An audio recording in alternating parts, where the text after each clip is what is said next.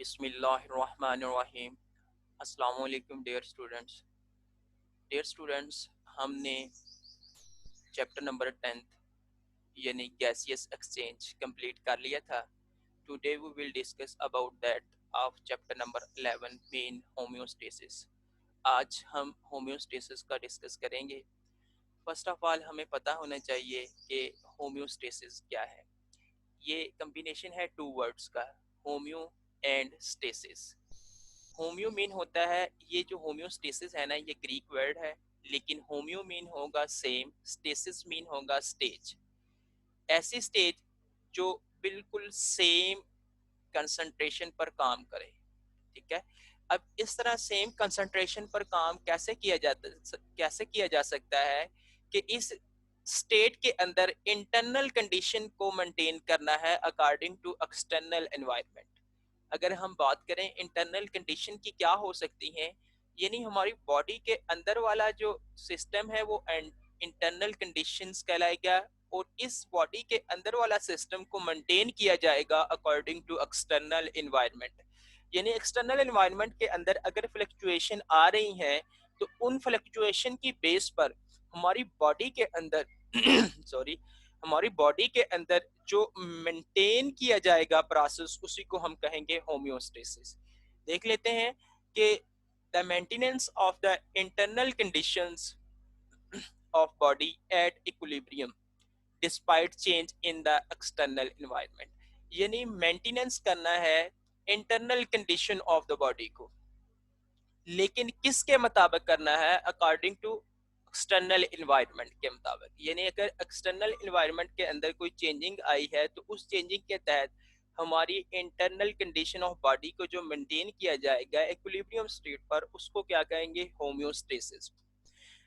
कुछ एग्जांपल इसकी डिस्कस कर लेते हैं। The core temperature of human body remains at about 37 degree centigrade. हमारी बॉडी का जो कोर टेम्परेचर है वो 37 डिग्री सेंटीग्रेड है। यानी 37 डिग्री सेंटीग्रेड पर ऑप्टिमम, यानी ये टेम्परेचर क्या हो सकता है? ऑप्टिमम टेम्परेचर है, जिसके ऊपर क्या है? मैक्सिमम एक्टिविटी होगी किसकी? एंजाइम की।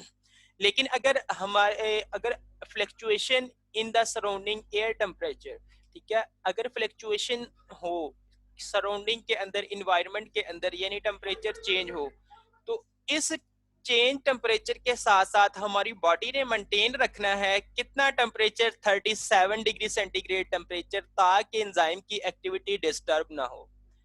ठीक है। जब एंजाइम की एक्टिविटी डिस्टर्ब नहीं होगी तो एंजाइम क्या है? नॉर्मली अपना काम परफॉर्म करते रहेंगे। अगर एक्सटर्नल एनवायरनमेंट के अंदर चेंज आ भी रही है तो हमारी बॉडी ने उस एक्सटर्नल एनवायरनमेंट की जो चेंज को वो बेयर करना है। ठीक है। बेयर करते हुए अपनी अंदरूनी तौर पर अंदर वाला सिस्टम मेंटेन रखना है। इसी तरह अगर हम बात करें, the blood glucose level remains about 1 ग्राम पर लीटर। अब ब्लड ग्लूकोज लेवल क्या है? रिमेन रहता है 1 ग्राम पर लीटर, डिस्पाइट इसके बावजूद eating a meal rich in carbohydrate. आप मील खाते रहें जिसका क्या है? मेन सोर्स कार्बोहाइड्रेट, जिसके अंदर बहुत ज्यादा हो, लेकिन उसके बावजूद भी हमारी बॉडी के अंदर जो ब्लड ग्लूकोज लेवल है वो 1 ग्राम पर लीटर ही रहेगा। यानी इंटरनल एनवायरनमेंट क्या? मेंटेन ही रहेगा। उसी तरह अगर हम बात करें, body cells need the internal environment in which condition do not change much. अब बॉडी सेल ने इंटरनल एनवायरनमेंट की जो तमाम कंडीशन को है उनको मेंटेन रखना है। ठीक है। उसके अंदर कोई भी चेंजिंग नहीं आएगी। अगर चेंज आएगी भी, जैसा कि एक्सटर्नल एनवायरनमेंट के अंदर चेंज आएगी, तो लेकिन इंटरनल बॉडी के अंदर नैरो रेंज के अंदर चेंज आते हुए तमाम प्रोसेस मेंटेन हो जाएगा। अब इसको कैसे समझा जा सकता है होम्योस्टेसिस को? कि अगर एक्सटर्नल एनवायरनमेंट, अगर मैं कंसीडर करता हूं कि ये वाला एनवायरनमेंट क्या होगा? Hypotonic environment.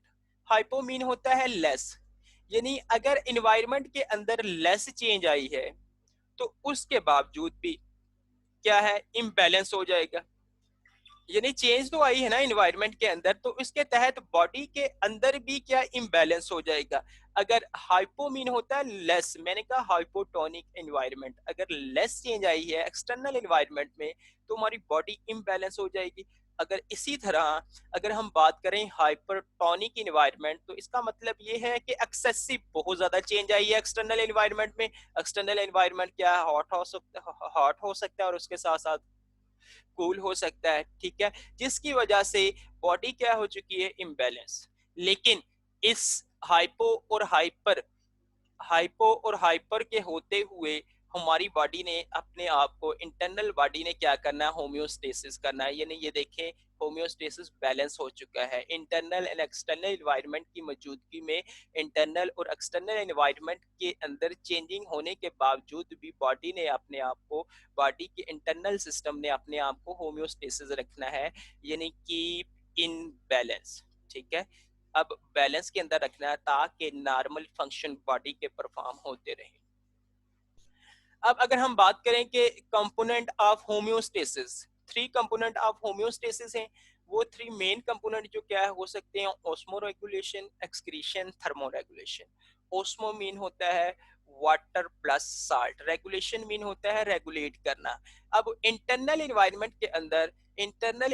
के अंदर वाटर प्लस सॉल्यूट्स की जो कंसंट्रेशन को मेंटेन करना है उसे क्या कहेंगे, ऑस्मो रेगुलेशन। याद रखना है बच्चों, ऑस्मो रेगुलेशन।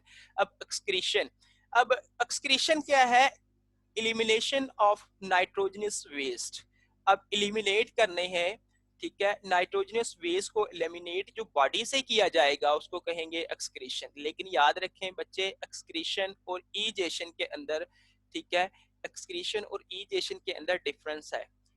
अब इसमें है elimination of nitrogenous waste, body से एलिमिनेशन होते हैं नाइट्रोजनस वेस्ट, जैसा कि ये जो हमारा स्वेट वगैरह। अगर हम बात करें ईजेशन की, उसमें अनडाइजेस्टेड पार्टिकल क्या है, बॉडी से निकलते हैं थ्रू एनस के जरिए, ठीक है।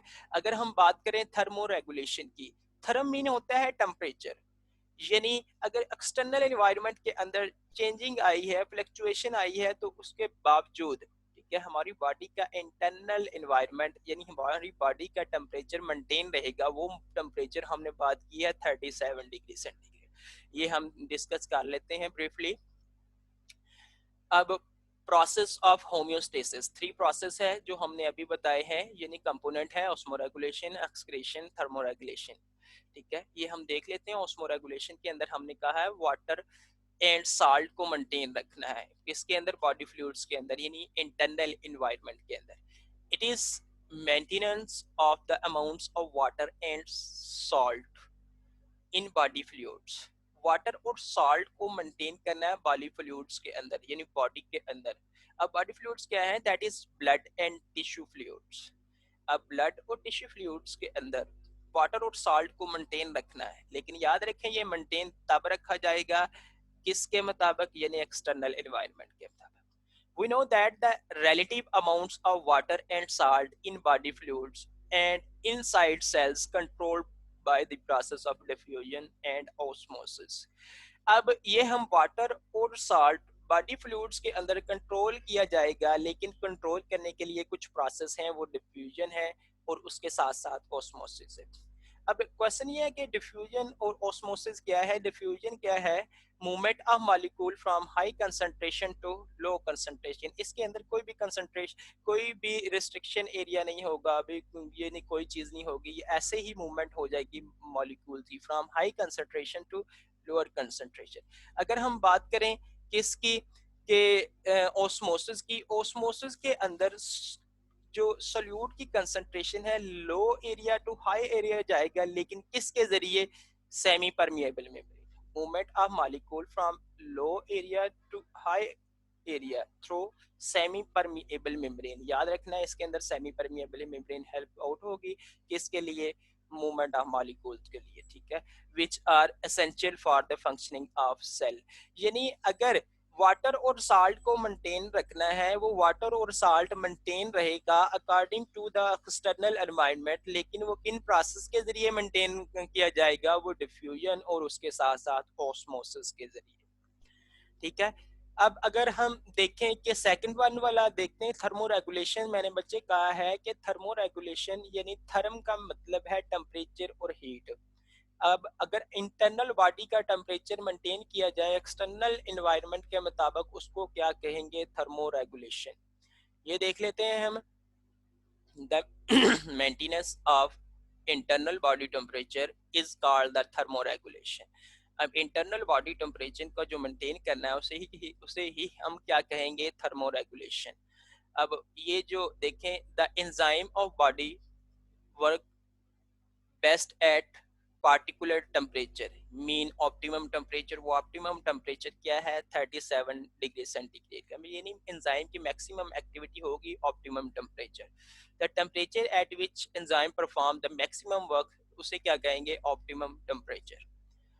Any change in body temperature में effect the functioning of enzyme. अगर बॉडी के टेम्परेचर के अंदर कोई भी चेंजिंग आएगा तो एंजाइम की एक्टिविटी डिस्टर्ब हो जाएगी. तो जब एंजाइम की एक्टिविटी डिस्टर्ब होगी तो बॉडी के फंक्शन भी डिस्टर्ब हो जाएंगे. इस वजह से अब बॉडी के अंदर वाला टेम्परेचर मेंटेन रखा जाएगा, चाहे बाहर वाला टेम्परेचर क्या हो, इंक्रीज हो या डिक्रीज हो, सर्दी हो या गर्मी हो. लेकिन उस सर्दी और गर्मी के बावजूद बॉडी अपनी बॉडी के अंदर जो टेम्परेचर है वो नैरो रेंज के अंदर फ्लक्चुएशन आएगी, यानी थोड़ी सी चेंज आएगी. तो चेंज आने के बाद वो दोबारा मेंटेन हो जाएगी. तो तमाम काम दोबारा इन सीक्वेंस नॉर्मल वे के अंदर परफॉर्म होना स्टार्ट हो जाएंगे. ठीक है. अब अगर हम बात करें एक्सक्रीशन की, थर्ड वन, इसके अंदर मैंने ये कहा था कि एलिमिनेशन ऑफ नाइट्रोजनस वेस्ट. ठीक है. अब बॉडी से एलिमिनेट करने हैं नाइट्रोजनस वेस्ट. नाइट्रोजनस वेस्ट बहुत ज्यादा होते हैं. वो nitrogenous waste in the form of nitrogen हो सकते हैं, अमोनिया, यूरिया, यूरिक एसिड हो सकता है. अब इनका बॉडी से एलिमिनेट होना जरूरी है. अगर नाइट्रोजन बॉडी से नाइट्रोजनस वेस्ट बॉडी से लेमिनेट नहीं होते, नाइट्रोजन की कंसंट्रेशन बहुत ज़्यादा बॉडी के अंदर हो जाए तो वो क्या, प्लाज्मा के ऊपर अफेक्ट करते हैं. जब प्लाज्मा के ऊपर अफेक्ट करेंगे तो बॉडी के अंदर बहुत ज़्यादा क्या है, डिसऑर्डर क्रिएट हो जाएंगे. देखें, excretion is also a process of homeostasis. In this process, the metabolic waste are eliminated from body to maintain the internal condition at equilibrium. अब मेटाबॉलिक वेस्ट एलिमिनेट होने हैं. ठीक है. ये मेटाबॉलिक वेस्ट के अंदर मेन क्या हो जाएगा, नाइट्रोजनस वेस्ट. अब उसके तहत to maintain internal condition at equilibrium, यानी इक्विलिब्रियम कंडीशन के ऊपर मेटाबॉलिक वेस्ट को जो बॉडी से रिमूव किया जाएगा उसे क्या कहेंगे, एक्सक्रीशन कहेंगे. अब क्वेश्चन ये है जो हम बोल रहे हैं मेटाबॉलिक वेस्ट, यानी in this process the metabolic waste are eliminated from body. अब क्वेश्चन ये है कि मेटाबॉलिक वेस्ट क्या है. अब देखें, metabolic waste means any material that is produced during body metabolism and that may harm the body. अब कोई भी मटेरियल जो प्रोड्यूस होता है ड्यूरिंग बॉडी मेटाबॉलिज्म, यानी बॉडी के मेटाबॉलिज्म के दौरान, और वही जो बॉडी के लिए नुकसानदा होता है उसको क्या कहेंगे, मेटाबॉलिक वेस्ट. अब क्वेश्चन ये है कि मेटाबॉलिक वेस्ट क्या है. ठीक है. अब मेटाबॉलिक वेस्ट होता है combination of anabolism and catabolism. ठीक है. एनाबोलिज्म और कैटाबोलिज्म के कॉम्बिनेशन को मेटाबॉलिज्म कहते हैं. अब अगर इसकी सेकंड डेफिनेशन अगर हम बात करें, all the chemical process that takes place in living body, उसको क्या कहेंगे, मेटाबॉलिज्म. इन तमाम केमिकल प्रोसेस के नतीजे में जो वेस्ट बचता है, वो वेस्ट जो बॉडी के लिए नुकसानदा होता है उसको क्या कहेंगे, मेटाबॉलिक वेस्ट. एक्सक्रीशन के अंदर यही मेटाबॉलिक वेस्ट बॉडी से एक्सक्रीट होना होता है. ठीक है. डियर स्टूडेंट, यही तक था आज का हमारा लेक्चर. उम्मीद करता हूँ आपको समझ आ चुकी होगी. ओके, अल्लाह हाफिज.